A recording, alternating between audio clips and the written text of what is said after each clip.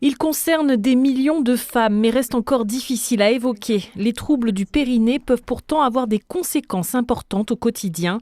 Fuite urinaire, douleurs, sensations de pesanteur ou encore troubles digestifs.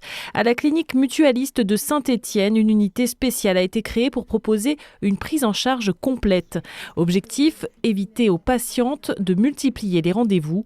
Ici, urologue, gynécologue, chirurgien digestif, gastro-entérologue ou encore radiologue travaillent ensemble autour d'un même parcours. Des examens spécifiques peuvent être réalisés pour comprendre l'origine des troubles et proposer la solution la plus adaptée. L'intérêt d'une telle prise en charge, c'est d'offrir aux patientes une prise en charge plus globale dans une pathologie qui reste complexe, qui touche plusieurs organes et qui fait intervenir plusieurs spécialités.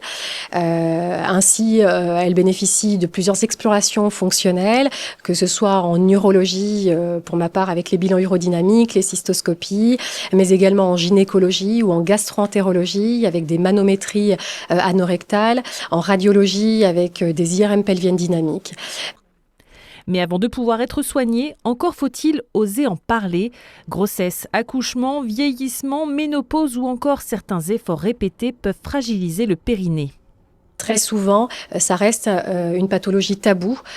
Énormément de patientes sont concernées, mais très peu osent consulter et très peu osent même en parler. On sait d'une manière générale que c'est une pathologie qui est très sous-estimée, qui est sous-diagnostiquée d'une manière générale. Et on essaye de démocratiser cette pathologie, d'en parler pour que les patientes puissent consulter et leur offrir une prise en charge adaptée. Les solutions existent aujourd'hui à différents niveaux, rééducation, traitements médicaux ou interventions chirurgicales.